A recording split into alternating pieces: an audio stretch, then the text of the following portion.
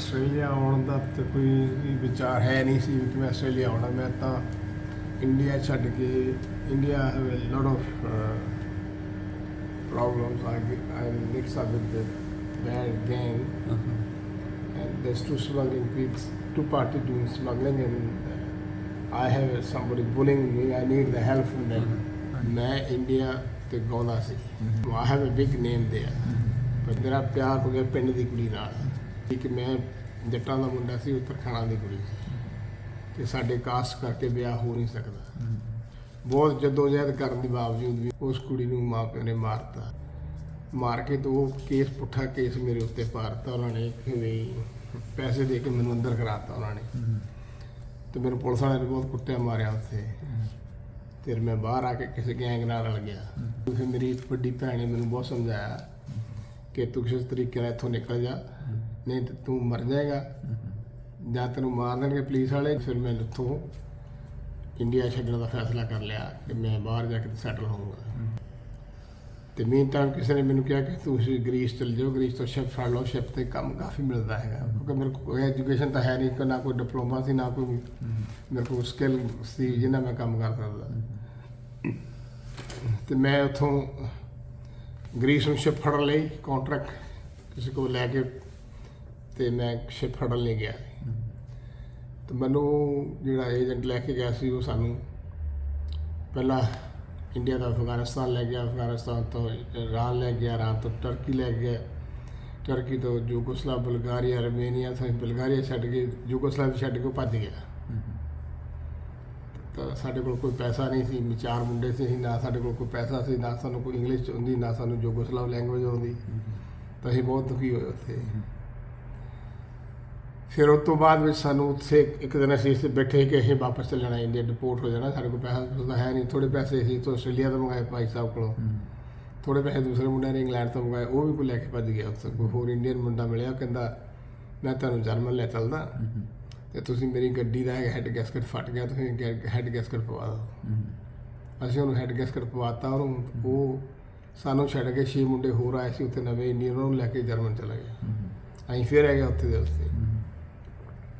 ਫਿਰ ਅਸੀਂ ਫੈਸਲਾ ਕੀਤਾ ਕਿ ਅਸੀਂ ਡਿਪੋਰਟ ਹੋਣਾ ਅਤੇ ਅਸੀਂ ਉੱਥੇ ਸਟੇਸ਼ਨ 'ਤੇ ਬੈਠੇ ਸੋਚਦੇ ਸੀ ਕੀ ਕਰੀਏ ਅਸੀਂ। ਨਾ ਤਾਂ ਇੰਗਲਿਸ਼ ਆਉਂਦੀ, ਨਾ ਯੂਗੋਸਲਾਵ ਆਉਂਦੀ, ਵੀ ਮੈਸੀ ਕਿੱਦਾਂ ਲੱਭਣੀ ਆ, ਇੰਡੀਅਨ ਮੈਸੀ ਲੱਭਣੀ ਪਊਗੀ। ਉੱਥੇ ਜਾ ਕੇ ਸਾਨੂੰ ਦੱਸਣਾ ਪਊਗਾ ਸਾਡੀ ਹਾਲਤ, ਸਾਨੂੰ ਵਾਪਸ ਡਿਪੋਰਟ ਪੈਸੇ ਤੋਂ ਸਾਨੂੰ ਵਾਪਸ ਭੇਜੇ ਇੰਡੀਆ। ਅਤੇ ਉਸ ਟਾਈਮ ਵਿੱਚ ਸਾਨੂੰ ਇੱਕ ਉੱਥੇ ਮੁੰਡਾ ਮਿਲਿਆ ਪੰਜਾਬੀ, ਟਰੈਕਟਰ ਲੈ ਕੇ ਜਾ ਰਿਹਾ ਸੀ ਉਹ। ਤਾਂ ਉਹ ਕਹਿੰਦਾ ਕਿ ਤੁਸੀਂ ਇੱਦਾਂ ਕਰੋ ਵੀ ਤੁਸੀਂ ਕੰਮ ਕਰੋਗੇ, ਉਹਨੂੰ ਅਸੀਂ ਆਪਣੀ ਹਾਲਤ ਦੱਸੀ, ਸਾਡੀ ਆਹ ਹਾਲਤ ਹੈਗੀ। ਉਹ ਕਹਿੰਦਾ ਤੁਸੀਂ ਕੰਮ ਕਰੋਗੇ, ਅਸੀਂ ਕਿਹਾ ਕਰਾਂਗੇ। ਕੀ ਕੰਮ ਕੀ ਹੈ? ਕਹਿੰਦਾ ਮੈਂ ਸਰਕਸ ਦੇ ਵਿੱਚ ਜਿਹੜੇ ਐਨੀਮਲ ਉਹਨਾਂ ਦਾ ਮੈਨੇਜਰ ਹੈ, ਸਾਰੇ ਐਨੀਮਲ ਜਿਹੜੇ ਸਰਕਸ 'ਚ ਕੰਮ ਕਰਦੇ ਉਹਨਾਂ ਲਈ, ਅਤੇ ਤੈਨੂੰ ਮੈਂ ਕੰਮ ਦਵਾ ਦੂੰਗਾ ਉੱਥੇ। ਤੈਨੂੰ $6 ਦਿਨ ਦੇ ਦੇਣਗੇ ਅਤੇ ਤੈਨੂੰ ਕੈਬਨਟ ਦੇਣਗੇ ਸੌਣ ਲਈ, ਅਤੇ ਖਾਣਾ ਕੰਟੀਨ ਫਰੀ ਦਊਗੀ। ਉਹ ਸਾਨੂੰ ਲੈ ਗਿਆ ਉੱਥੇ ਅਤੇ ਸਾਨੂੰ ਦਿੱਤੇ 3 ਹਾਥੀ ਸਾਂਭਣ ਲਈ। ਅਸੀਂ ਕਦੀ ਹਾਥੀ ਦੇਖਿਆ ਨਹੀਂ ਲੱਗਦਾ ਵੀ ਤਾਂ। ਉਹਨੇ ਕਿਹਾ 3 ਹਾਥੀਆਂ ਨੂੰ ਤੁਸੀਂ ਦੇਖਭਾਲ ਕਰਨੀ, ਇਹਨਾਂ ਨੂੰ ਖਾਣਾ ਪਾਉਣਾ, ਇਹਨਾਂ ਦਾ ਕੂੜਾ ਕਟਰ ਜੋ ਉਹ ਲਿੱਦ ਵਿੱਦ ਕਰਦੇ ਸਭ ਤੁਸੀਂ ਸਿੱਟਣੀ ਹੈਗੀ ਹੈ। ਤਾਂ ਅਸੀਂ ਉਹ ਸਾਰਾ ਕੁਛ ਕੀਤਾ, ਉਹ ਜੋ ਵੀ ਸੀ। ਅਤੇ 3-4 ਮਹੀਨੇ 4 ਮਹੀਨੇ ਕੰਮ ਕੀਤਾ ਯੂਗੋਸਲਾਵੀਆ ਵਿੱਚ, ਸਰਕਸ ਵਿੱਚ ਹੀ। ਅਤੇ ਉੱਥੋਂ ਫਿਰ ਥੋੜ੍ਹੇ ਬਹੁਤੇ ਪੈਸੇ ਇਕੱਠੇ ਹੋਏ। ਫਿਰ ਦੋਸਤ ਇੱਧਰ ਉੱਧਰ ਫੋਨ ਫਾਨ ਕਰਕੇ ਫਿਰ ਦੋਸਤ ਲੱਭੇ। ਫਿਰ ਉੱਥੋਂ ਸਾਡੇ ਕਿਸੇ ਦੋਸਤ ਨੇ ਅਰੇਂਜ ਕੀਤਾ ਇੱਕ ਇੰਡੀਅਨ ਮੈਸੀ ਵਿੱਚ ਜਰਮਨ ਬੰਦਾ ਕੰਮ ਕਰਦਾ ਸੀ ਮੁੰਡਾ, ਉਹ ਸਾਨੂੰ ਆ ਕੇ ਲੈ ਕੇ ਗਿਆ। ਜਰਮਨ ਚਲ ਗਏ ਫਿਰ ਅਸੀਂ। ਮੈਂ 76 ਵਿੱਚ ਜਰਮਨ ਚਲਾ ਗਿਆ। ਜਰਮਨ ਜਾ ਕੇ ਮੈਂ ਕੰਮ ਬਹੁਤ ਮੁਸ਼ਕਿਲ ਮਿਲਦਾ ਸੀ, ਲੈਂਗੁਏਜ ਨਹੀਂ ਆਉਂਦੀ, ਤੈਨੂੰ ਇੰਗਲਿਸ਼ ਤਾਂ ਆਉਂਦੀ ਨਹੀਂ, ਜਰਮਨ ਵੈਸੇ ਜਰਮਨ ਬੋਲ ਕੇ ਰਾਜੀ, ਇੰਗਲਿਸ਼ ਬੋਲਦੇ ਨਹੀਂ ਉਹ। ਅਤੇ ਚਲੋ ਮੈਨੂੰ ਹੋਟਲ ਵਿੱਚ ਕੰਮ ਮਿਲਿਆ ਕਿਚਨ ਹੈਂਡ ਦਾ ਕੰਮ, ਤੋਂ ਬਰਤਨ ਧੋਣ ਲਈ। ਅਤੇ ਮੈਂ ਬਰਤਨ ਧੋਏ ਤੋਂ ਬੜਾ ਉਹ ਰੋਣਾ ਧੋਣਾ ਆਇਆ ਕਿ ਇੱਕ ਜੱਟਾਂ ਦਾ ਮੁੰਡਾ ਖੇਤੀ ਪਰਿਵਾਰ ਛੱਡ ਕੇ ਆ ਕੇ ਅਤੇ ਬਰਤਨ ਧੋਏ ਤਾਂ ਬਹੁਤ ਔਖਾ ਉਹਦੇ ਲਈ, ਬੜਾ ਔਖਾ ਸੈਟਲ ਹੋਣਾ ਉਸ 'ਤੇ। ਅਤੇ 2-4 ਦਿਨ ਰਾਤ ਨੂੰ ਰਹੇ ਵੀ, ਅਤੇ ਫਿਰ ਫੈਸਲਾ ਕਰ ਲਿਆ ਕਿ ਨਹੀਂ ਵਾਪਸ ਨਹੀਂ ਜਾਣਾ, ਹੁਣ ਵਰਤ ਜਾਣਾ, ਇੱਥੇ ਕੰਮ ਕਰਨਾ। ਉਹ ਇੱਕ 72 ਈਅਰ ਓਲਡ ਵੂਮਨ ਦਾ ਸੀ ਉਹ ਹੋਟਲ ਆਪਣਾ, ਅਤੇ ਉਹ ਸਿੰਗਲ ਸੀ, ਉਹਦਾ ਕੋਈ ਬੱਚਾ ਕੁਛ ਨਹੀਂ ਸੀ। ਤਾਂ ਉਹ 17 ਸਾਲ ਦੀ ਬੁੜੀ 4 ਬੰਦਿਆਂ ਨਾਲ ਕੰਮ ਕਰਦੀ ਸੀ। ਉਹਦੇ ਵੱਲ ਦੇਖ ਕੇ ਮੈਂ ਇੰਨਾ ਬਾਹਰ ਹੈਗਾ ਕਿ ਵੀ ਇੰਨੀ ਬੁੱਢੀ ਹੋਣ ਦੇ ਨਾਤੇ ਵੀ ਇੰਨਾ ਕੰਮ ਕਰਦੀ ਹੈ ਤੇ ਮੈਨੂੰ ਕੀ ਗੱਲ ਹੈ। ਮੈਂ ਜਿੱਦਾਂ ਦਾ ਜਵਾਨ ਮੁੰਡਾ ਕਬੱਡੀ ਖੇਡਦਾ, ਜੰਗ ਹੈਗਾ ਘੋੜਾ, ਉਹ ਮੈਂ ਕਿਉਂ ਨਾ ਕਰਾਂ। ਮੈਂ ਬਹੁਤ ਕੰਮ ਕੀਤਾ ਉਹਦੇ ਲਈ, ਜਿੱਥੇ ਵੀ ਉਹਨੇ ਲਾਇਆ ਮੈਂ ਕੰਮ ਕੀਤਾ। ਫਿਰ ਉਹਨੇ ਮੈਨੂੰ ਕਿਹਾ ਕਿ ਤੂੰ ਬਹੁਤ ਹਾਰਡ ਵਰਕ ਕਰ ਰਿਹਾ ਤੇ ਮੈਂ ਤੈਨੂੰ ਅਪ੍ਰੈਂਟਿਸਸ਼ਿਪ ਦਿੰਦੀ ਹਾਂ 1 ਸਾਲ ਦੀ, ਤੂੰ ਸਾਰੇ ਡਿਪਾਰਟਮੈਂਟ ਵਿੱਚ ਕੰਮ ਕਰਨਾ, ਕੱਪੜੇ ਬੈੱਡ ਬਣਾਉਣੇ, ਸਵਿਮਿੰਗ ਪੂਲ ਵਿੱਚ ਖਾਣਾ ਪਕਾਉਣਾ, ਰੂਮ ਸਰਵਿਸ, ਜਿੱਥੇ ਵੀ ਮੈਨੂੰ ਉਹਨੇ ਲਾਇਆ ਮੈਂ ਉਹ ਕੀਤਾ। ਫਿਰ ਮੈਂ 4 ਸਾਲ ਕੰਮ ਕਰਨ ਦੇ ਬਾਵਜੂਦ ਫਿਰ ਮੈਨੂੰ ਬਹੁਤ ਵਧੀਆ ਕੁੜੀ ਮਿਲੀ ਉੱਥੇ, ਇੱਕ ਫਰਾਂਸ ਸੀ, ਮੇਰੀ ਗਰਲਫ੍ਰੈਂਡ ਸੀ। ਫਿਰ ਮੈਨੂੰ ਉੱਥੋਂ ਮੇਰੇ ਭਾਈ ਸਾਹਿਬ ਵੱਡੇ ਆਸਟ੍ਰੇਲੀਆ ਸੀਗੇ, ਇਹਨਾਂ ਨੇ ਬੜਾ ਮਜਬੂਰ ਕੀਤਾ ਕਿ ਤੂੰ ਆਸਟ੍ਰੇਲੀਆ ਆਏਗਾ ਅਤੇ ਆਪਾਂ ਇਕੱਠੇ ਹੋ ਜਾਵਾਂਗੇ ਸਾਰਾ ਪਰਿਵਾਰ, ਅਤੇ ਤੂੰ ਇੱਥੇ ਇਕੱਲਾ, ਮੈਂ ਇੱਥੇ ਇਕੱਲਾ। ਮੈਂ ਨਹੀਂ ਆਉਣਾ ਚਾਹੁੰਦਾ, ਮੈਂ ਬਹੁਤ ਖੁਸ਼ ਸੀ ਉੱਥੇ। ਅਤੇ ਇਹਨਾਂ ਨੇ ਮੈਨੂੰ ਮਜਬੂਰ ਕਰਕੇ ਅਤੇ ਮੈਲਬਰਨ ਵਿੱਚ ਹਿਲਟਨ ਹੋਟਲ ਨਵਾਂ ਖੁੱਲ੍ਹਿਆ ਸੀ। ਇਹਨਾਂ ਨੇ ਐਡਵਰਟਾਈਜ਼ ਕੀਤੀ ਸੀ ਕਿ ਸਾਨੂੰ 10 ਸ਼ੈਫ ਚਾਹੀਦੇ ਨੇ। ਅਤੇ ਫਿਰ ਮੈਂ ਇਹਨਾਂ ਨੇ ਇਹ ਸਾਰੇ ਪੇਪਰ ਵਰਕ ਉੱਥੋਂ ਲੈ ਕੇ ਇਹਨਾਂ ਨੇ ਮੈਨੂੰ ਕਿਹਾ ਤੂੰ ਆਹ ਪੇਪਰ ਵਰਕ ਤੇ ਫਿਲ ਕਰਕੇ ਭੇਜ। ਮੈਂ ਕਿਹਾ ਨਹੀਂ, ਮੈਂ ਕਰਾਂ ਨਹੀਂ। ਇਹ ਫਿਰ ਗਏ ਉੱਥੇ ਮੈਨੂੰ ਜਾ ਕੇ ਲੈ ਕੇ ਆਏ। ਪਰ ਮੈਂ ਆਪਣੀ ਗਰਲਫ੍ਰੈਂਡ ਨੂੰ ਕਹਿੰਦਾ ਸੀ ਕਿ ਜਾਂ ਤੂੰ ਮੇਰੇ ਨਾਲ ਚੱਲ ਉੱਥੇ। ਉਹ ਕਹਿੰਦੀ ਸੀ ਨਹੀਂ, ਮੈਂ ਇਕੱਲੀ ਬੱਚਾ ਆਪਣੇ ਮਾਂ ਪਿਓ ਦਾ, ਮੈਂ ਇਹਨਾਂ ਨੂੰ ਛੱਡ ਕੇ ਨਹੀਂ ਜਾਣਾ, ਤੂੰ ਇੱਥੇ ਰਹਿ ਜਾਂ ਮੈਂ ਤੇਰੇ ਨਾਲ ਹੀ ਜਾ ਸਕਦੀ। ਸੋ ਸਾਡਾ ਉੱਥੋਂ ਬ੍ਰੇਕਅਪ ਹੋ ਗਿਆ। ਮੈਂ ਫਿਰ 80 ਵਿੱਚ ਆਸਟ੍ਰੇਲੀਆ ਆ ਗਿਆ। 80 ਵਿੱਚ ਮੈਂ ਆਇਆ ਇੱਥੇ, ਤਾਂ ਫਿਰ ਇੱਥੇ ਆ ਕੇ ਫਿਰ ਪ੍ਰੋਬਲਮ ਹੋ ਗਈ, ਇੰਗਲਿਸ਼ ਨਹੀਂ ਆਉਂਦੀ। ਉੱਥੋਂ ਜਰਮਨ ਸਿੱਖੀ ਪਹਿਲੇ, ਫਿਰ ਇੱਥੇ ਆ ਕੇ ਇੰਗਲਿਸ਼ ਨਹੀਂ ਆਉਂਦੀ, ਫਿਰ ਇੱਥੇ ਬਰਤਨ ਧੋਣੇ ਪਏ। ਉਹਨਾਂ ਨੇ ਮੈਨੂੰ ਕਿਤੇ ਰੈਸਟੋਰੈਂਟ ਲਵਾਤਾ, ਓਵਨ ਹੋਟਲ ਓਵਨ ਲੋਡ 'ਤੇ ਨਾ, ਉੱਥੇ 2 ਮਹੀਨੇ ਬਰਤਨ ਧੋਤੇ। ਫਿਰ ਮੈਂ ਦਿਖਾਇਆ ਉਹਨਾਂ ਨੂੰ ਕਿ ਮੈਂ ਤਾਂ ਉੱਥੇ ਬਾਹਰ 'ਤੇ ਕੰਮ ਕਰਕੇ ਆਇਆ ਜਰਮਨ ਵਿੱਚ। ਮੈਨੂੰ ਰੂਮ ਸਰਵਿਸ ਆਉਂਦੀ ਹੈ, ਮੈਨੂੰ ਵੇਟਰਿੰਗ ਆਉਂਦੀ, ਮੈਨੂੰ ਕੁੱਕ ਆਉਂਦਾ, ਮੈਨੂੰ ਸਾਰਾ ਕੁਛ ਆਉਂਦਾ। ਅਤੇ ਮੈਂ ਇੱਥੇ ਮੈਨੂੰ ਭਾਂਡੇ ਧੋਣ ਤੁਸੀਂ ਕਾਹਤੋਂ ਲਾਇਆ। ਅਤੇ ਉਦੋਂ ਇੰਡੀਅਨ ਰੈਸਟੋਰੈਂਟ ਬਹੁਤ ਘੱਟ ਸੀਗੇ, ਮੈਂ ਇੰਡੀਅਨ ਦੇ ਕੰਮ ਵੀ ਨਹੀਂ ਕਰਨਾ ਚਾਹੁੰਦਾ ਸੀ ਜਰਮਨ। ਅਤੇ ਫਿਰ ਉਹ ਮੇਰੇ ਭਾਈ ਸਾਹਿਬ ਦਾ ਇੱਕ ਦੋਸਤ ਸੀਗਾ ਮੈਲਬਰਨ ਹਿਲਟਨ ਵਿੱਚ ਕੰਮ ਕਰਦਾ ਸੀ। ਉਹ ਕਹਿੰਦੇ ਵੀ ਹਿਲਟਨ ਵਾਲੇ ਤਾਂ ਸਾਰਾ ਕੁਛ ਕੀਤਾ, ਤੁਹਾਡੇ ਫਾਰਮ ਭਰੇ, ਤੁਸੀਂ ਹਿਲਟਨ ਕਿਉਂ ਨਹੀਂ ਜਾ ਕੇ ਉਹਨਾਂ ਨੂੰ ਕਹੋ ਸਿੰਘ ਮੈਂ ਤੋਂ ਆਇਆ ਇਸ ਕਰਕੇ। ਮੈਂ ਫਿਰ ਹਿਲਟਨ ਚਲਾ ਗਿਆ।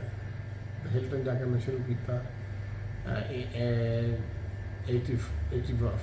81 ਵਿੱਚ ਸ਼ੁਰੂ ਕੀਤਾ। ਮੈਂ ਬਹੁਤ ਹਾਰਡ ਕੰਮ ਕੀਤਾ ਉੱਥੇ। ਮੇਰਾ ਮੈਨੇਜਰ ਬਹੁਤ ਵਧੀਆ ਸੀ।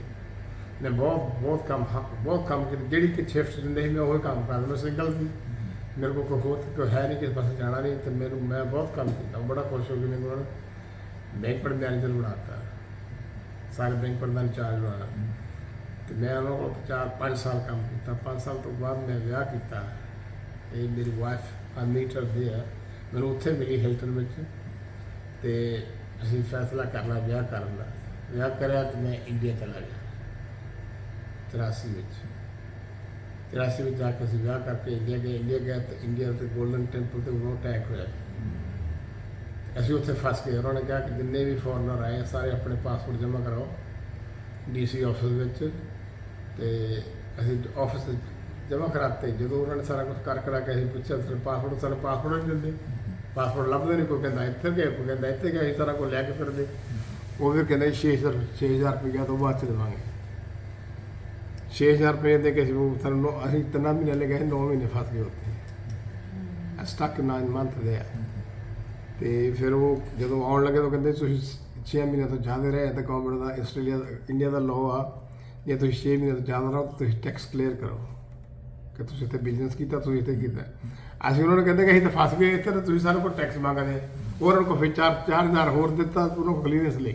ਮੈਂ ਆਇਆ ਫਿਰ ਵਾਪਸ ਇੱਥੇ ਆ ਕੇ ਤਾਂ ਦੈਨ ਮੇਰੀ ਜੋਬ ਚਲੀ ਗਈ, ਕਿਉਂਕਿ ਉਹ ਕਹਿੰਦੇ ਤੂੰ 3 ਮਹੀਨਿਆਂ ਲਈ ਗਿਆ ਸੀ ਅਤੇ 6 ਮਹੀਨਿਆਂ ਲਈ ਨਹੀਂ, ਤੂੰ ਸ਼ੁਰੂ ਕਰਨਾ ਫਿਰ ਬਿਗਿਨਿੰਗ ਤੋਂ ਸ਼ੁਰੂ ਕਰ ਦੁਬਾਰਾ ਉੱਥੇ। ਫਿਰ ਮੈਂ ਇਹਨਾਂ ਨੂੰ ਛੱਡ ਕੇ ਫਿਰ ਮੈਂ ਰਿਆਲਟੋ ਹੋਟਲ ਚਲਾ ਗਿਆ। ਫਿਰ ਮੈਂ ਰਿਆਲਟੋ ਕੀਤੀ 2 ਸਾਲ।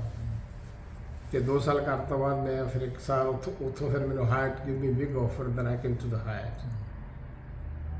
ਹਾਇਟ 'ਚ ਆਇਆ ਤਾਂ ਫਿਰ ਤੈਨੂੰ 86 ਮੈਂ ਆਪਣੇ ਭਾਈ ਸਾਹਿਬ ਨੂੰ ਲੈ ਕੇ ਆਇਆ ਇੰਡੀਆ ਤੋਂ, ਖਹਿਰਾ ਸਾਹਿਬ ਨੂੰ, ਜਿਹਨਾਂ ਦੇ ਬੱਚੇ ਸੀ ਨਾਲ। ਇਹ ਸੀ ਮੈਂ ਕੰਮ ਕਰਕੇ ਆਉਂਦਾ ਸੀ, ਬੱਚੇ ਘਰ ਸਵੇਰੇ ਉੱਠ ਕੇ ਰੌਲਾ ਪਾਉਣਾ ਸ਼ੁਰੂ ਕਰ ਦਿੰਦੇ ਅਤੇ 100 ਹੁੰਦਾ ਨਹੀਂ ਸੀ ਪੂਰਾ। ਅਤੇ ਮੈਂ ਸ਼ਰਾਬ ਦਾ ਸਹਾਰਾ ਲੈਣਾ ਸ਼ੁਰੂ ਕਰਤਾ ਅਤੇ ਆ become alcoholic. 2 years I become very bad alcoholic। ਇੱਕ ਦਿਨ ਮੈਲਬਰਨ ਦੇ ਵਿੱਚ ਮੇਰਾ ਨਾਂ ਚੱਲਦਾ ਸੀ ਹੀਰੋ ਇਨ ਆਲ ਦਾ 5 star ਹੋਟਲ। ਅਤੇ ਇੱਕ ਦਿਨ ਐਸਾ ਕਿ nobody want ਟੂ ਹੀਅਰ ਮੇਰਾ ਨਾਂ ਨਹੀਂ ਕੋਈ ਸੁਣਨਾ ਚਾਹੁੰਦਾ ਸੀ ਕਿ ਮੇਰੀ ਇੰਨੀ ਸ਼ਰਾਬ ਖਰਾਬ ਸੀ।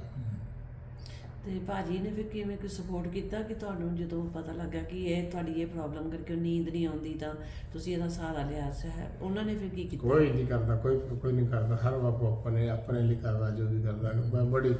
ਮੈਂ ਆਪਣੇ ਭੈਣਾਂ ਭਰਾਵਾਂ ਦੀ ਮਿਹਨਤ ਵੀ ਕੀਤੀ ਸਾਰਿਆਂ ਦੀ ਕਿ ਮੇਰੀ ਪ੍ਰੋਬਲਮ ਹੈ, ਮੇਰੀ ਹੈਲਪ ਕਰੋ, ਕਿਸੇ ਨੇ ਨਹੀਂ ਹੈਲਪ ਨਹੀਂ ਕੀਤੀ। ਤੇ ਮੇਰਾ ਇੱਕ ਬੱਚਾ ਸੀ ਉਸ ਟਾਈਮ, ਤਾਂ ਫਿਰ ਇਹਨਾਂ ਨੇ 2 ਸਾਲ ਤੋਂ ਬਾਅਦ ਭਾਈ ਸਾਹਿਬ 2 ਨੌਕਰੀਆਂ ਕਰਦੇ ਸੀ ਆਪ, ਮੈਂ ਇੱਕ ਸਿੰਗਲ ਪੈਸੇ ਦਾ ਬਿੱਲ ਨਹੀਂ ਲੈਣ ਦਿੱਤਾ ਇਹਨਾਂ ਨੂੰ ਉਹਨਾਂ ਚੱਕਰ। ਤੇ ਫਿਰ ਇਹਨਾਂ ਨੇ ਫੈਸਲਾ ਕਰ ਲਿਆ ਕਿ ਅਸੀਂ ਆਪਣਾ ਘਰ ਲੈਣਾ। ਇਹਨਾਂ ਨੇ ਫਿਰ ਆਪਣਾ ਘਰ ਕਿਰਾਏ 'ਤੇ ਲੈ ਲਿਆ, ਘਰ ਚਲੇ ਗਏ। तो वाइफ भी कम प्रेगनेंट विद दूसरे बच्चे ले ते फिर पैसा नहीं, कोई बैंक की किस्त टुट गई, घर दी बैंक कहती घर भेज देना। I'm very depressed and depression and alcohol name of that कितनी प्रॉब्लम, 1000 प्रॉब्लम मिलते उस टाइम का। sometimes you want to do suicide। तो उस मेन तो वो मैं एक रेस्टोरेंट खोल लिया किसी पार्टनरशिप से, फीजी ने सी उन्होंने मैं मिल के रेस्टोरेंट खोल लिया फर्स्ट कराए। तो रेस्टोरेंट बहुत वधिया चलिया, पर मेरी भी प्रॉब्लम सी। उन्होंने चोरी करनी शुरू कर दी। उन्होंने किया वो 2 रिश्तेदार ने बैंक बोलते 4 चेक कड्ढे 10-10 हज़ार दे कैश करा के उस फीजी भज गए। मैं अपना घर गारंटी दिता है, वो गारंटी तो वो भी पैसे मैंने पै गए 40,000। I come on the road, there's nothing। तो वाइफ कहने लगी okay I am going to my parents, मैं अपने माँ प्यो दे चली हाँ, घर दे गया जो कोई हिस्सा होगा मेरा तो मैंने दे दे ही नहीं। तो यार अपना तू अपना देख, मैं अपना देखूँ। तो then I have a big problem. मैं बड़े सोचा, मैं इधर गया उधर गया, कोई हेल्प नहीं मिलती, कुछ नहीं। दैन फिर मैं एक बहुत पुराना डॉक्टर, साडा फैमिली डॉक्टर सी, मैं जाकर रोया तो बोल कि मैंने हेल्प चाहिए, मेरी प्रॉब्लम है। फिर उन्होंने मैंने एक स्पैशलिस्ट को बोलिया मेडिसिन हॉस्पिटल, बुजुर्ग डॉक्टर सी, उन्होंने बड़े प्यार ਨਾਲ सुनिया, सब कुछ किया। उन्हें वो कहने लगा कि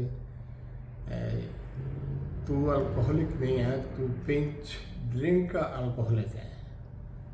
जो कोई तेन फोर्स करता ਜਾਂ ਪਹਿਲਾਂ तू किसी का जब पीना, तू अपने आप नहीं पीनी चाहता। तेरी ये प्रॉब्लम है, जिन्ने तेरे दोस्त है या तेरे दोस्त नहीं, तेरे दुश्मन है, वो सारा छड़ दे, तेरी जिंदगी बच जाऊगी, नहीं तो तू मर जाऊगा। आगे भी उस 2 ईयर वो तेरे लिवर से हौली हौली स्वल होनी शुरू हो गई है, तो ज़्यादा होगा तो मर जाएगा। मैं वह काफ़ी कुछ सुन के आखिर मैं फैसला कर लिया कि नहीं मैं छड्डनी है।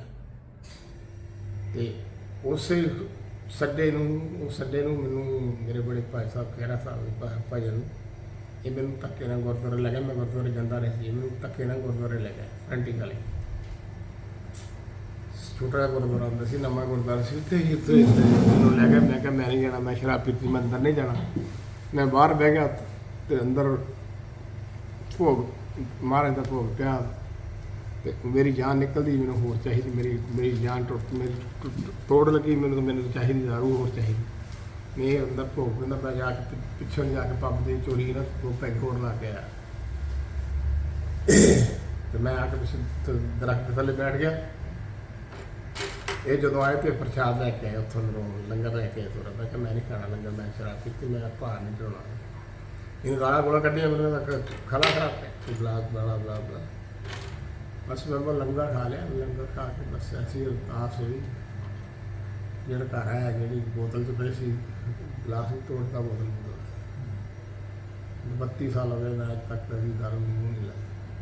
मेरे को 5, 6, 7 रेस्टोरेंट भी थी, मेरे फुली लाइसेंस रेस्टोरेंट। अज तक कभी मेरा वो महक लैने भी जी नहीं किया। मैनू वो 32 साल ही हो गए मैं गुरुद्वारा साहब सेवा करदा। एक दिन भी मीह जाए, नीरी जाए, कुछ जाए, मैं 7 दिन ही जाना सवेरे, हर रोज़ गुरुद्वारा साहब जाना। मेरे ते बड़ी कृपा है, मैं बहुत खुश हाँ।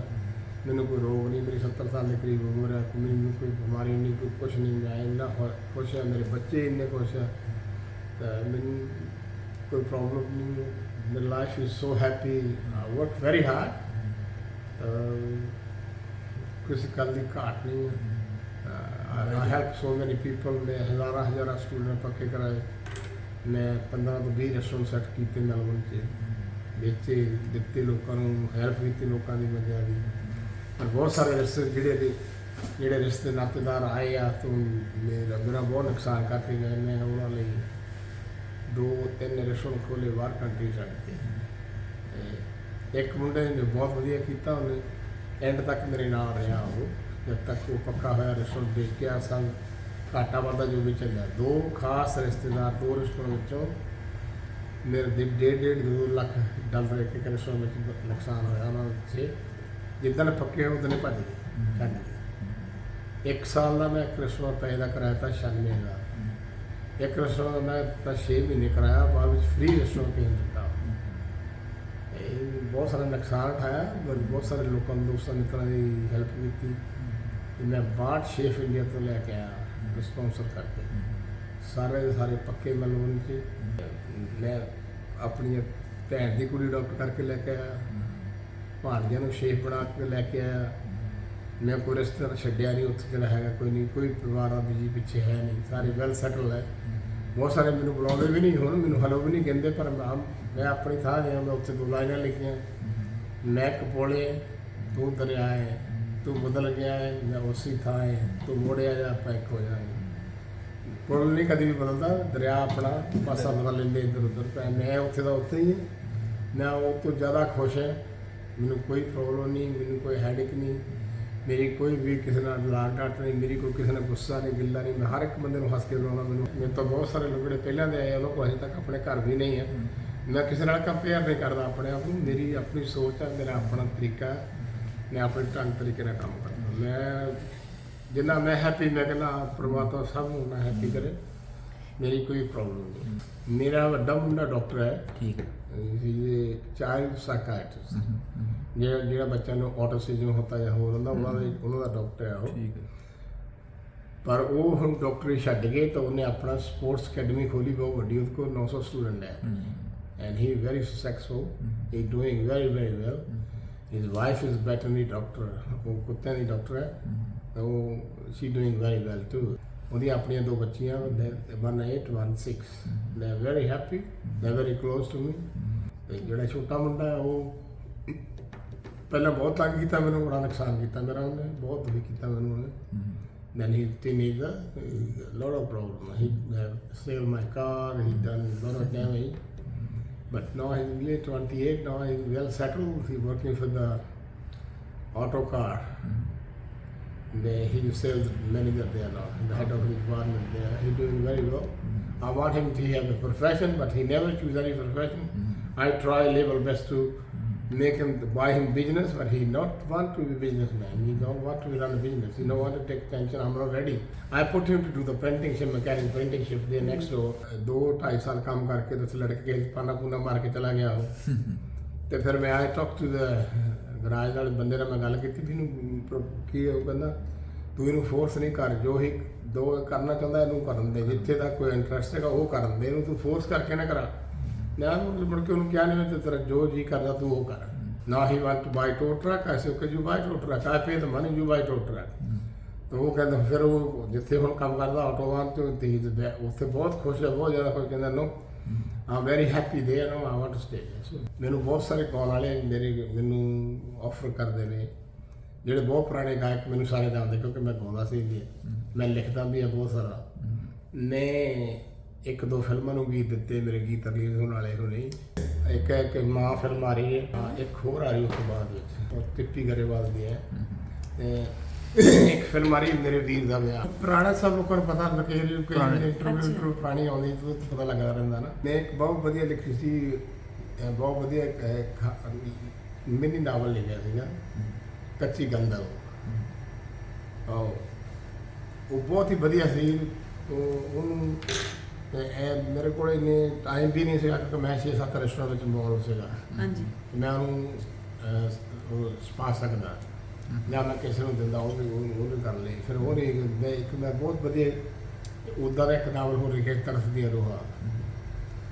ਉਹ ਵੀ ਮੇਰੇ ਕੋਲ ਨਹੀਂ ਕਿਸੇ ਪਾਸੇ ਲਾ ਨਹੀਂ ਹੋ ਸਕਿਆ, ਉਹ ਵਰਿੰਦਰ ਭਾਜੀ ਕੋਲੇ ਪਿਆ ਲਿਖਿਆ। ਤੇ ਗੀਤ ਮੈਂ ਬਹੁਤ ਸਾਰੇ ਲਿਖੇ। ਉਹਦੀ ਟਿੱਪੀ ਦੀ ਇੱਕ ਫਿਲਮ ਆ ਰਹੀ ਹੋਰ ਵੀਰ ਦਾ ਵਿਆਹ, ਉਹਦੇ ਵਿੱਚ ਮੈਂ ਗੀਤ ਲਿਖਿਆ ਬਹੁਤ ਵਧੀਆ। ਇੱਕ ਨਵੀਂ ਕੁੜੀ ਗਾ ਰਹੀ ਉਹਨੂੰ, ਮੇਰੇ ਵੀਰ ਦਾ ਵਿਆਹ ਨਹੀਂ ਮੈਨੂੰ ਗੋਡੇ ਗੋਡੇ ਚਾਹ, ਮੈਨੂੰ ਨੱਚਣਾ ਨਹੀਂ ਆਉਂਦਾ ਭਾਬੀ ਨੱਚਣਾ ਸਿਖਾ, ਮੈਨੂੰ ਬਾਹੋਂ ਫੜ ਗਿੱਧੇ 'ਚ ਕਮਾ ਲੈ ਭਾਬੀ, ਮੈਨੂੰ ਨੱਚਣਾ ਨਹੀਂ ਆਉਂਦਾ ਤੂੰ ਸਿਖਾ ਦੇ ਭਾਬੀ। ਇੱਕ ਹੋਰ ਕੁੜੀ ਨਵੀਂ ਆਈ, ਉਹਨੂੰ ਮੈਂ ਗੀਤ ਦਿੱਤਾ ਨਵਾਂ ਹੀ ਆ। ਉਹਨਾਂ ਨੇ ਰਿਕਾਰਡਿੰਗ ਪੂਰੀ ਔਰ ਉਹਨੇ ਡੰਬੇ ਕੀਤੀ ਹੈ, ਆਲਮੋਸਟ ਰੈਡੀ ਹੋਏਗਾ। ਜੀਤੇ ਦਾ ਵਿਆਹ ਨਹੀਂ ਵਿਆਹ ਉੱਤੇ ਆਈ, ਜੀਤੇ ਦਾ ਵਿਆਹ ਮੈਂ ਵਿਆਹ ਉੱਤੇ ਆਈ, ਕੁੜੀਆਂ ਨੇ ਬਾਹੋਂ ਫੜ ਨੱਚਣੇ ਨੂੰ ਲਾਈ, ਕੁੜੀਆਂ ਨੇ ਬਾਹੋਂ ਫੜ ਨੱਚਣੇ ਨੂੰ ਲਾਈ, ਨੱਚਦੀ ਤੋਂ ਪਿਆਰੇ ਉਹਦਾ ਵਿਦਿਆ ਗਿਆ ਨੀ ਜੀਤ ਲੰਬੜਾ ਦਾ ਮੁੰਡਾ, ਲੰਬੜਾ ਦਾ ਛਿੰਦਾ ਮੈਂ ਤੋਂ ਡੰਗਿਆ ਗਿਆ ਨੀ ਲੰਬੜਾ ਦਾ ਛਿੰਦਾ। ਬੜਾ ਨੱਚਣ ਪੁਰਾਣਾ ਗੀਤ ਹੈ। ਜਿਸ ਕੁੜੀ ਨੂੰ ਮੈਂ ਪਿਆਰ ਕਰਦਾ ਸੀ ਉਹ ਤਰਕਾਣਾ ਦੀ ਕੁੜੀ, ਉਹਦੇ ਮਾਂ ਪਿਓ ਇੰਗਲੈਂਡ ਹੈ, ਉਹਦੀ ਮਾਂ ਉੱਥੇ ਸੀ, ਪਿਓ ਇੰਗਲੈਂਡ ਸੀ। ਉਹਦਾ ਕਾਫੀ ਵੱਡਾ ਕਾਰੋਬਾਰ ਹੈ ਉੱਥੇ, ਦੁਬਈ, ਸਾਊਦੀ ਅਰਬ, ਸਾਰੇ ਚਾਚੇ ਤਾਇਆ ਦਾ ਇਕੱਠਿਆਂ ਦਾ। ਮੋਟੀ ਸਾਮੀ ਸੀ। ਉਹਨੂੰ ਕਹਿੰਦਾ ਕਿ ਮੈਂ ਵਿਆਹ ਕਰਨਾ, ਹੁਣ ਦੌੜੀ ਨਾ ਮੈਨੂੰ ਛੱਡ ਗਈ, ਮੈਂ ਮਰ ਜਾਊਂ ਕੁਛ ਵੀ ਹੋ ਜਾਊ, ਮੈਂ ਤੈਨੂੰ ਛੱਡੂਗੀ ਨਾ, ਮੈਂ ਨਾ ਪੈਰ ਪਿੱਛੇ ਨਹੀਂ ਚੱਕੂਗੀ। ਉੱਥੋਂ ਫਿਰ ਉਹਨਾਂ ਨੇ ਆਪਣੀ ਜਦੋਂ ਨਹੀਂ ਗੱਲ ਥੋੜੀ ਬਸ ਤੋਂ ਬਾਹਰ ਹੋ ਗਈ, ਉਹਨਾਂ ਨੇ ਫਿਰ ਆਪਣੇ ਸਾਰੇ ਪਰਿਵਾਰ ਨੂੰ ਸੱਦਿਆ। ਇੰਗਲੈਂਡ ਤੋਂ ਉਹਦੇ ਭਰਾ ਆਏ, ਚਾਚੇ ਤਾਏ ਇਕੱਠੇ, ਉਹਨਾਂ ਨੇ ਬਹੁਤ ਮਾਰਿਆ ਉਹਨੂੰ। ਮਾਰਨ ਤੋਂ ਬਾਅਦ 'ਚ ਉਹਨੂੰ ਕਹਿੰਦੇ ਕਿ ਤੂੰ ਕੀ ਕਰਨਾ, ਕਹਿੰਦੀ ਉਹਨਾਂ ਵਿਆਹ ਕਰਨਾ। ਤੋ ਕਹਾਣੀ ਵਿਗੜ ਗਈ ਕਾਫੀ। ਫਿਰ ਵਿੱਚ ਬੰਦੇ ਪੈ ਕੇ ਫਿਰ ਉਹ ਮੰਨ ਗਏ, ਵਿਆਹ ਕਰਨ ਲਈ ਵੀ ਮੰਨ ਗਏ ਸਾਰਾ ਕੁਝ। ਪਰ ਜਿਹੜੇ ਪਿੰਡ ਦੇ ਲੋਕੀ ਆ, ਜਿਹੜੀਆਂ ਤੇਲ ਪਾਉਣ ਵਾਲੇ ਆ, ਇੱਕ ਰਾਤ ਨੂੰ ਹੋਰ ਜਾ ਕੇ ਚੋਰੀਆਂ ਕਰਦੇ, ਉਹ ਫਲਾਨਾ ਇੱਦਾਂ ਕਹਿੰਦਾ, ਉਹ ਇੱਦਾਂ ਕਹਿੰਦਾ, ਤੁਹਾਡਾ ਨੱਕ ਨਹੀਂ ਰਹਿੰਦੀ, ਇਹ ਨਹੀਂ ਇੱਦਾਂ ਕਿੱਦਾਂ ਹੋਊਗਾ ਪਿੰਡ 'ਚ, ਤਾਂ ਨਵੀਆਂ ਰੀਤਾਂ ਧਾਰਮਿਕ ਨੂੰ ਹੋਰ ਕਿਸੇ ਦੀ ਕੁੜੀ ਵਿਆਹ ਕਰਾਊਗੀ, ਉਹ ਤੀਸਰੇ ਦਿਨ ਮੰਨਦੇ। ਫਿਰ ਉਹਨਾਂ ਨੇ ਕਿਸੇ ਬੰਗਾਲੀ ਮੰਗੋਲੀ ਨੂੰ ਪੈਸੇ ਦਿੱਤੇ ਕਿ ਸੱਪ ਛੱਡ ਦੇ ਦਿੱਤੇ, ਸੱਪ ਲਿਆ ਕੇ ਛੱਡਿਆ ਉਹਦੇ ਮੰਜੇ 'ਤੇ, ਸੱਪ ਉਧਰ ਗਿਆ, ਕੁਛ ਨਹੀਂ ਹੋਇਆ। ਫਿਰ ਉਹਨਾਂ ਨੇ ਪੈਸੇ ਦੇ ਕੇ ਮੈਨੂੰ ਮਾਰਨਾ ਚਾਹਿਆ, 7 ਲੱਖ ਰੁਪਏ ਦੇ। ਉਦੋਂ 7 ਲੱਖ ਵੀ 76 ਤੇ ਬਹੁਤ ਵੱਡੀ ਰਕਮ ਹੋਈ। ਜਿਹਦੇ ਕੋਲ ਜਾਂਦੇ ਉਹ ਕਹਿੰਦੇ ਨਹੀਂ ਉਹ ਸਾਡਾ ਬੰਦਾ, ਉਹ ਵੀ ਨਹੀਂ ਗੱਲ ਬਣੀ। ਫਿਰ ਉਹਨੂੰ ਆਖਰ ਇੱਕ ਡਾਕਟਰ ਨੂੰ ਪੈਸੇ ਦੇਣ ਦੀ ਗੱਲ, ਉਹ ਵੀ ਉਹਨੂੰ ਮੈਂ ਬੜਾ ਸਮਝਾਇਆ। 76 ਵਿੱਚ ਉਹ ਖੈਰਾ ਸਾਹਿਬ ਦੀ ਵਾਈਫ ਆਈ ਸੀ, ਵੱਡੇ ਭਾਈ ਸਾਹਿਬ ਦੀ, ਮੈਨੂੰ ਚੜਾਉਣਾ ਆਇਆ ਦਿੱਲੀ, ਅਤੇ ਦਿੱਲੀ ਦੂਰਦਰਸ਼ਨ ਤੋਂ ਮੇਰਾ ਪ੍ਰੋਗਰਾਮ ਸੀਗਾ। ਅਤੇ ਮੇਰਾ ਉਹ ਇੱਕ ਦਿਨ 2-3 ਦਿਨ, ਇੱਕ ਹਫ਼ਤਾ ਪਹਿਲਾਂ ਐਡਵਰਟਾਈਜ਼ ਨਹੀਂ, ਫਲਾਣੇ ਦਿਨ ਨੂੰ ਫਲਾਣਾ ਆਰਟਿਸਟ ਆਊਗਾ। ਉਹਨਾਂ ਨੂੰ ਪਤਾ ਸੀ ਇਹ ਦਿੱਲੀ ਜਾਣਾ, ਉਦੋਂ ਜਲੰਧਰ ਦੂਰਦਰਸ਼ਨ ਹੈ ਨਹੀਂ ਸੀ, ਅਤੇ ਇਹਨਾਂ ਨੂੰ ਪਤਾ ਸੀ ਕਿ ਇਹਨੇ ਦਿੱਲੀ ਜਾਣਾ। ਉਹਨਾਂ ਨੇ ਉਦੋਂ ਮੈਂ ਉਹਨੂੰ ਬੜਾ ਸਮਝਾ ਗਿਆ, ਮੈਂ ਲਿਖ ਕੇ ਗਿਆ ਉਹ ਕੁੜੀ ਕੋਲ, ਨੌਕਰਾਣੀ ਕੋਲ, ਤੈਨੂੰ ਇਹਨਾਂ ਨੇ, ਮੈਨੂੰ ਕਹਿੰਦੇ ਉਹ ਮੰਨ ਗਿਆ, ਸਭ ਕੁਛ ਕਰ ਲਿਆ। ਉਹ ਕਹਿੰਦੇ ਮੈਂ ਤੈਨੂੰ ਇੱਦਾਂ ਕਰ, ਇੱਥੇ ਨਹੀਂ, ਤੈਨੂੰ ਸਾਨੂੰ ਇੰਗਲੈਂਡ ਲੈ ਜਾਣਾ, ਤੁਸੀਂ ਉੱਥੇ ਵਿਆਹ ਕਰ ਲਓ, ਇੱਥੇ ਨਹੀਂ ਕਰਦੇ। ਮੈਂ ਕਿਹਾ ਤੈਨੂੰ ਫਸਾਉਂਦੇ ਆ, ਤੈਨੂੰ ਇਹ ਬੇਵਕੂਫ ਬਣਾਉਂਦੇ ਆ, ਤੂੰ ਜੇ ਬੇਵਕੂਫ ਬਣ ਗਏ ਤੂੰ ਮਾਰੀ ਜਾ, ਤਾਂ ਬੰਦੇ ਵਾਲੇ ਬਚ ਕੇ ਰਹਿ, ਜੋ ਵੀ ਹੁੰਦਾ ਤੇਰੇ ਕੋਲ। ਮੈਂ 3 ਦਿਨਾਂ 'ਚ ਚਾਹੁੰਦਾ ਵਾਪਸ ਆ ਜਾਣਾ। ਇਹਨਾਂ ਨੂੰ ਪਤਾ ਸੀ ਕਿ ਇਹਦਾ 28 ਤਰੀਕ ਨੂੰ ਪ੍ਰੋਗਰਾਮ ਹੈ, ਇਹਨਾਂ ਨੇ ਇਹ 27 ਨੂੰ ਲੈ ਗਏ ਉਹਨੂੰ ਸ਼ਹਿਰ, ਕਿਉਂ ਗਿਆ ਉੱਥੇ ਸ਼ਹਿਰ ਨੂੰ। ਚਾਚੇ ਦੀ ਕੋਠੀ ਸੀ, ਕੋਠੀ ਜਦੋਂ ਗਏ ਤੇ ਉਹਨਾਂ ਨੇ ਉਹਨੂੰ ਕੋਕ ਦੇ ਵਿੱਚ ਗੋਲੀ ਪਾਤੀ, ਉਹਨਾਂ ਬੇਹੋਸ਼ ਹੋ ਗਈ, ਬੇਹੋਸ਼ੀ ਦੇ ਟੀਕਾ ਲਾਤਾ, ਫਿਰ ਮੈਂ ਆ ਕੇ ਗੋਲੀ ਚਲਾਈ, ਫਸਾਦ ਹੋਇਆ। ਉਹ ਤੋਂ ਬਹੁਤ ਵੱਡਾ ਹੋਇਆ, ਫਿਰ ਵੱਡਾ ਕੇਸ ਬਣ ਗਿਆ ਫਿਰ। ਤੇ ਉਹ ਤੁਸੀਂ ਨੇਮ ਆਫ ਦਾ, ਫਿਰ ਪੁਲਿਸ ਨੇ ਮੇਰੇ ਹੱਡ ਉੱਡ ਤੋੜੇ, ਉਹਨਾਂ ਨੇ ਪੈਸੇ ਦੇ ਦਿੱਤੇ ਪੁਲਿਸ ਨੂੰ, ਹੋਰ ਕੇਸ ਪਾਤੇ ਉਹਨਾਂ ਨੇ, ਕਈ ਕੁਛ ਕਰਤਾ। ਫਿਰ ਉਹ ਨਸੀਬਤਾਂ ਤੁਸੀਂ ਕੱਟ ਕੇ ਆਏ ਜਿਹੜੀਆਂ, ਉਹ ਮੁੜ ਕੇ ਉਹ ਜਿਹੜਾ ਸਾਡਾ ਉਹ ਕੋਡ ਹੈ ਨਾ, ਉਹ ਤੁਹਾਨੂੰ ਜੀਣ ਨਹੀਂ ਦਿੰਦਾ ਕਦੀ। ਜਿਹੜੀ ਤੇ ਇਹ ਨਾਵਲ ਹੈ ਕਿੱਚੀ ਗੰਦਲ, ਇਹਦਾ ਦੱਸੋ ਕਿ ਨਾਵਲ 'ਚ ਮਤਲਬ ਕੀ ਸਟੋਰੀ ਕਿਤੇ? ਇਹ ਸਾਰਾ ਉਸ ਕੁੜੀ ਉੱਤੇ ਢੁਕਦਾ, ਜਿਸ ਕੁੜੀ ਨੂੰ ਮੈਂ ਪਿਆਰ ਕੀਤਾ, ਤਰਖਾਣਾ ਦੀ ਕੁੜੀ ਨੂੰ। ਉਹਦੇ ਤੇ ਜਵਾਨੀ 'ਚ ਕੁੜੀ ਮਾਰਤੀ, ਕੱਚੀ ਗੰਦਲ ਕਹੇ ਜੇ, ਉਹ ਜਵਾਨ ਵੀ ਨਹੀਂ ਪਹਿਲੇ ਮੋੜਤੀ ਰਾਣੀ। ਉਹ 'ਚ ਬੜਾ ਦੁੱਖ ਦਰਦ ਹੈ, ਉਹ 'ਚ ਬੜਾ ਕੁਛ ਹੈ। ਉਹਦਾ ਲੌਜਿਕ ਹੈ, ਕਿੰਨੀ ਸਮਾਰਟ ਕੁੜੀ ਸੀ, ਉਹ ਕਿੰਨਾ ਕੁਛ ਬਣਨ ਵਾਲੀ ਸੀ। ਉਹ ਕੱਖ ਦੇ ਪਾ ਗਈ, ਉਹਦੇ ਅੰਦਰ ਪਰ ਉਹਦੇ ਉੱਤੇ ਸਾਰਾ ਹੈ। ਤੇ ਤੁਸੀਂ ਇਹਦੇ ਲਈ ਕੀ ਕਰ ਰਹੇ ਹੋ ਨਾਵਲ ਛਪਵਾਉਣ ਵਾਸਤੇ? ਮੈਂ ਤਾਂ ਰੈਸਟੋਰੈਂਟ ਵਿੱਚ ਵੀ ਮੇਰੀ ਜਾਨ ਨਿਕਲੀ ਨਹੀਂ, ਤਾਂ ਮੈਂ ਇੰਨਾ ਵਧੀਆ, ਮੇਰੀ ਆਵਾਜ਼ ਹੈ, ਇੰਨਾ ਵਧੀਆ ਮੈਂ ਗਾਇਕ ਹਾਂ, ਮੈਂ ਮਿਊਜ਼ਿਕ ਕਰਦਾ ਘੰਟਾ ਰੋਜ਼, 11 ਤੋਂ 12 ਰਾਤ ਨੂੰ, ਹਾਰਮੋਨੀਅਮ, ਤੂੰਬੀ, ਮੁਕਤ ਵਗੈਰਾ ਮੈਨੂੰ ਸਕੂਨ ਨਹੀਂ ਆਉਂਦਾ, ਮੈਂ ਘੰਟਾ ਕਰਦਾ ਪੂਰਾ। ਜਦੋਂ 12 ਵਜੇ ਫਿਰ ਮੈਨੂੰ ਨੀਂਦ ਆਉਣੀ ਸ਼ੁਰੂ, ਫਿਰ ਮੈਂ ਜੱਗ ਸੌਂਦਾ, ਫਿਰ ਇੰਨੀ ਵਧੀਆ ਨੀਂਦ ਆਉਂਦੀ, ਕੋਈ ਫਿਕਰ ਨਹੀਂ, ਚਾਬੀ ਤੰਗੀ, ਕੋਈ ਫਿਕਰ ਨਹੀਂ, ਕੋਈ ਫਾਕਾ ਨਹੀਂ। ਸਵੇਰ ਨੂੰ ਗੁਲਾਬ ਦੇ ਫੁੱਲ ਵਾਂਗੂ ਮੈਂ ਖਿੜਿਆ ਉੱਠਦਾ, ਨਾ ਕੋਈ ਹੈਰੇ, ਨਾ ਕੋਈ ਚਿੰਤਾ, ਨਾ ਕਿਸ ਕੋਈ, ਇੰਨਾ ਖੁਸ਼ ਮੈਂ ਉੱਠਦਾ, ਪਰਮਾਤਮਾ ਦਾ ਸ਼ੁਕਰ ਕਰਦਾ ਕਿ ਤੂੰ ਜਿੱਦਾਂ ਦੀ ਜ਼ਿੰਦਗੀ ਮੈਨੂੰ ਦਿੱਤੀ, ਸਾਨੂੰ ਮੇਰੀਆਂ ਜਿਹੜੀਆਂ ਫੋਟੋਆਂ ਗੁਰਦਾਸ ਮਾਨ ਤਿੰਨੇ ਗਾਉਣ ਵਾਲੇ ਸਭ ਮੇਰੀ ਕਾਪੀ ਕਰਦੇ ਸੀ। ਮੇਰਾ ਐਡਰੈਸ ਪਾਉਂਦੇ ਸੀ ਇਹ ਸਾਰੇ, ਅਜਨੇ ਐਡਰੈਸ ਸਭ ਮੇਰੇ ਆ। ਤੇਰੀ ਮੇਰੀ ਇੱਕ ਦਿਨ ਦੀ ਫਿਲਮ 'ਚ ਮੇਰਾ ਗੀਤ ਹੈ ਬੀਬਾ ਨਾਲ, ਤੇਰੀ ਮੇਰੀ ਇੱਕ ਦਿਨ ਦੀ ਹਾਣੀ ਹੈ, ਤੇਰੀ ਮੇਰੀ ਇੱਕ ਦਿਨ ਦੀ ਬਲੀ ਹੈ। ਜਦੋਂ ਰਿਕਾਰਡਿੰਗ ਹੋ ਗਈ, ਡੰਪ ਹੋ ਗਿਆ, ਸਾਰਾ ਕੁਝ ਹੋ ਗਿਆ ਰਿਕਾਰਡਿੰਗ, ਤਾਂ ਮੈਨੂੰ ਕਹਿੰਦਾ ਜਿਹੜਾ HMV ਦਾ ਜਨਰਲ ਮੈਨੇਜਰ ਸੀ, ਕਹਿੰਦਾ 12,000 ਰੁਪਈਆ ਦਿਓ ਤਾਂ ਗੀਤ ਰਿਲੀਜ਼ ਹੋਊਗਾ। ਮੈਂ ਬੀਬਾ ਨੂੰ ਕਿਹਾ ਕਿ ਤੁਸੀਂ ਇੱਦਾਂ ਕਰੋ, ਮੇਰੇ ਕੋਲ ਪੈਸੇ ਹੈ ਨਹੀਂ, ਮੈਂ ਤਾਂ ਭੈਣ 20 ਰੁਪਏ ਕਿਸੇ ਕੋਲ ਮੰਗ ਕੇ ਦਿੱਲੀ ਦਾ ਕਿਰਾਇਆ ਲੈ ਕੇ ਆਇਆ, ਤੇ ਤੁਸੀਂ ਇਹਨੂੰ 12,000 ਨੂੰ ਦੇ ਦਿਓ, ਜਿੰਨੀ ਰਾਇਲਟੀ ਆਊਗੀ ਫਿਲਮ 'ਚੋਂ ਜਾਂ ਕੀਤੀ ਸਾਰੀ ਤੁਹਾਡੀ, ਮੈਂ 2 ਸਾਲ ਫ੍ਰੀ ਗਾਊਂਗਾ ਤੇਰੇ ਨਾਲ, ਬਾਹਰ ਦੇ ਟੂਰ ਵੀ ਲਾਊਂਗਾ, ਜਿੱਥੇ ਵੀ ਤੂੰ ਆਏਗੀ ਮੈਂ 2 ਸਾਲ ਫ੍ਰੀ ਕਰ, ਮੇਰੇ ਤੋਂ ਪੈਸੇ ਤਾਂ ਹੈ ਨਹੀਂ। ਤਾਂ ਮੈਨੂੰ ਕਹਿੰਦੀ ਭਾਜੀ ਇੱਦਾਂ ਤਾਂ ਗੱਲ ਬਣਨੀ ਨਹੀਂ ਹੈ, ਪੈਸੇ ਚਾਹੀਦੇ। ਉਦੋਂ 2022 12 ਲੱਖ ਦਾ ਖੇਤ ਆਉਂਦਾ ਹੈਗਾ, ਮੈਂ 12,000 ਕਿੱਥੋਂ ਲਿਆ ਕੇ, ਮੈਂ 12,000 ਦਾ ਖੇਤ ਆਉਂਦਾ ਜਦੋਂ ਮੈਂ ਮੇਰੇ ਪੇ ਦੇ ਕੋਲ, ਤਾਂ ਮੇਰਾ ਪੇ ਤਾਂ ਪਹਿਲਾਂ ਹੀ ਮੇਰੇ ਬਾਰਕਲਾਸ ਸੀ ਗਾਉਣ ਨੂੰ। ਮੇਰੀ ਥਾਂ ਤੇ ਉਹਨਾਂ ਨੇ ਮੇਰੀ ਡਮ ਕੱਟ ਮੁੰਡਾ ਸੋਹਣ ਸਿੰਘ ਸੀਤਲ, ਉਹਨੂੰ ਚੱਕ ਕੇ ਉਹਨਾਂ ਨੂੰ ਪਾਤੀ। ਉਹਦੀਆਂ 2 ਭੈਣਾਂ ਇੰਗਲੈਂਡ ਸੀ, ਉਹਨਾਂ ਨੇ ਪੈਸੇ ਉਸ ਟਾਈਮ ਉਹਨੇ ਕਿਹਾ, ਉਹਨਾਂ ਭੈਣਾਂ ਨੇ ਪੈਸੇ ਭੇਜੇ, ਉਹਨਾਂ ਮੈਨੂੰ ਕੱਢ ਕੇ ਉਹਨੂੰ ਕਰਤਾ ਪਾਤਾ, ਉਹਨੂੰ ਮੈਂ ਰਹਿ ਗਿਆ। ਉਹ ਬਰਿੰਦਰ ਦੀ ਫਿਲਮ ਸੀ ਉਹ 'ਚ 2 ਗੀਤ ਸੀ, ਪਰ ਮੇਰਾ ਗੀਤ ਜਿਹੜਾ ਉੱਤੋਂ ਆਇਆ ਦੂਰਦਰਸ਼ਨ ਤੋਂ ਆਇਆ, ਉਹਦਾ ਕੁੰਡਲਾਂ ਨੂੰ ਕੋਸ਼ਿਸ਼ ਹੋ ਰਹੀ ਹੈ, ਕਿਹੜੇ ਕਿਹੜੇ ਕਹਿਣ ਨਹੀਂ ਗੁਜ਼ਾਰੇ, ਕਿੰਨਾ ਕੁ ਪਿਆਰ ਕਰਦੇ ਨਾ, ਫਾਕੇ ਕਬੂਤਰ ਮਾਰੇ, ਬੜਾ ਗੀਤ ਚੱਲਿਆ ਸੀ ਉਹ। ਹੈ ਤਾਂ ਪੈਰ ਉਦੋਂ ਜੰਮੇ ਸੀ, ਫਿਰ ਪੀਣ ਤੋਂ ਸਾਕੀ ਰੋਕਣਾ ਮੈਨੂੰ ਜ਼ਿਆਦਾ ਉਸਦੀਆਂ ਕੁੱਕਦੀਆਂ, ਬੋਤਲ ਦੇ ਵਿੱਚ ਲਪਟਾਂ ਮੇਰੀਆਂ ਸ਼ੋਕਦੀਆਂ ਲੈ ਸੀ। ਗੀਤ ਆਇਆ ਸੀ ਉਦੋਂ, ਆਏ ਨੀ ਸਾਡੇ ਹੰਝੂਆਂ ਦਾ ਮੁੱਲ ਮੋੜ ਜਾ, ਡਾਂਗਣੇ ਨੀ ਇੱਕ ਡੰਗ ਹੋਰ ਮਾਰ ਜਾ। ਹਾਏ ਤਾਂ ਮੇਰੀ ਮੈਂ ਉਦੋਂ ਤਾਂ ਮੈਂ ਬਣਨ ਵਾਲਾ ਸੀ, ਜਦੋਂ ਮੇਰੀ ਐਸੀ ਚਪੇੜ ਮਾਰੀ ਪ੍ਰਮਾਤਮਾ ਨੇ। ਪਾਸੇ ਲੱਤ ਉਹ